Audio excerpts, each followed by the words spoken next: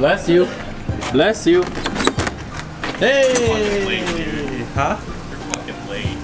Yeah, I took a shower and then I took a Hey, you know something you don't have? What? Boom! Oh shit, I thought you found my old wallet for a second. Where we left off last time is we still have the 2 intake plenums on. We got almost everything off except for 2 clamps, which were actually, since they're off, they're a lot easier to spot.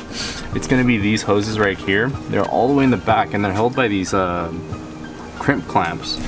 And it's really hard to get to. It's a pain in the ass to remove, honestly. And if you're not careful, you can really damage this hose pretty easily. And if you do, it's even more of a pain in the ass to replace, so you don't want to do that. In order to get the plenums off, you gotta remove this clamp right here. It's a spring clamp. Easy to get off. A couple other things outlined in our previous video. More importantly, I think the hardest part to get the plenums off isn't actually the clamps themselves. I'll show you a trick how to do that. It's actually these 2 hoses right here. It's a rubber hose with the crimp clamp on it. And as you can see, you obviously can't just slip them off or anything. You actually have to bend the crimp clamp itself so where it gets spread, it can pretty much spread. And the way I did that is it made it actually pretty easy.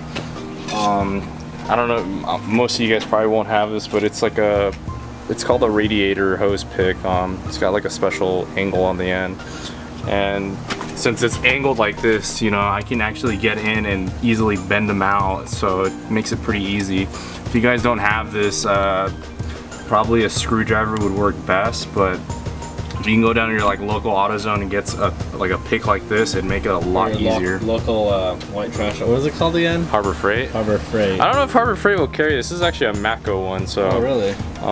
I got this off I got this off from a friend, but once you do that, it's pretty simple. You'll have the 10 throttle clamps on, and then you'll have these 2 idle actuator hoses as well.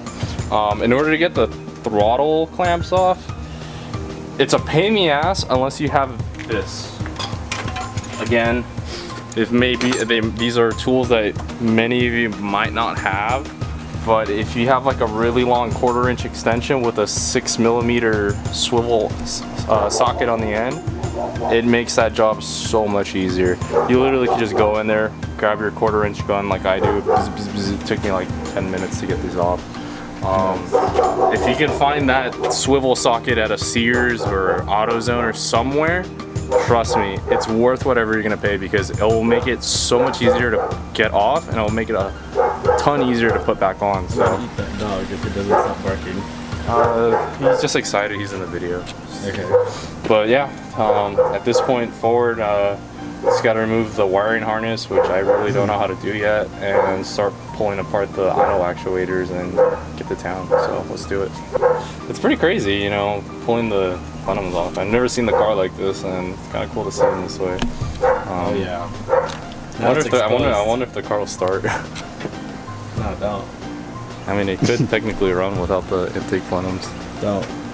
They'll sound really cool. Don't. Shit's gonna get in everywhere and where it's not supposed to. And yeah, it's gonna destroy my motor. You're right. Logically thinking, I like it. Dude, why are you always eating licorice? It's the best thing in the world. It's so nasty. What is nasty? It's just nasty. I mean, I gotta enjoy the product I'm gonna be promoting soon, which is licorice.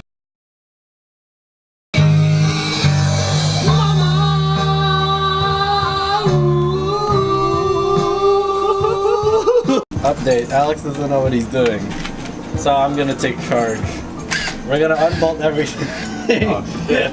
We're gonna unbolt everything. Alright, I'm taking charge again. At this point, if you can see here, these are actually the idle actuators right here. And then right in front of it is the throttle actuators. On this car, since it has 2 banks on one on each side, there's gonna be one idle actuator for this bank and 1 throttle actuator for this bank.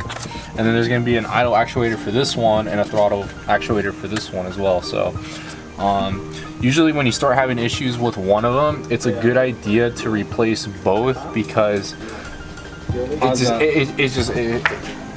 Either one throttle actuator or one idle actuator is starting to fail. Chances are the other one is going to start failing pretty soon.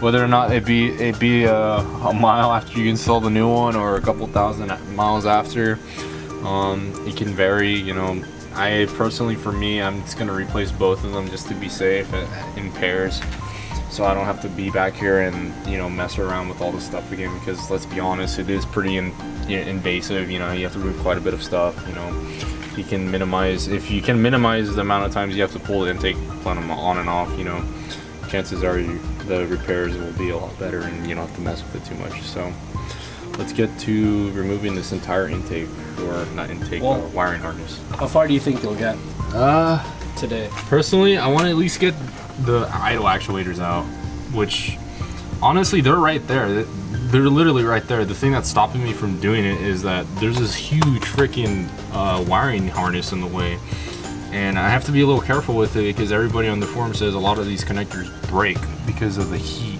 that's generated from the motor, so they get really brittle. So I want to be really careful not to snap anything or break anything.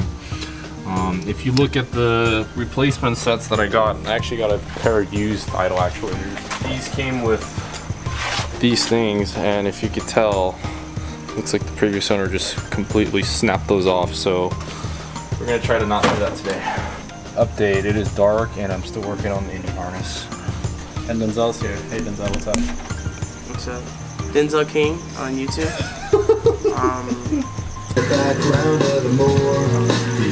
Hello? Is this the, wait, this next part goes, Where are you?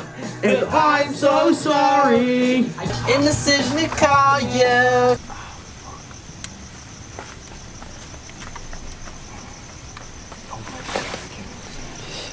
What?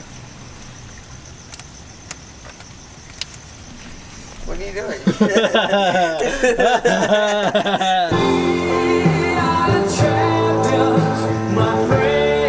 So far, we've gotten all the connectors off the main wiring harness for the motor.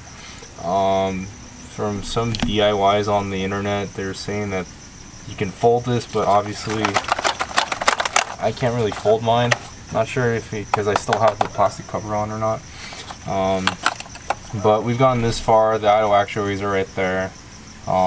We'll probably be doing those on the next video. So yeah, this is how far we got for the second video. It's not too bad. Just a lot of connectors and fumbling and shit.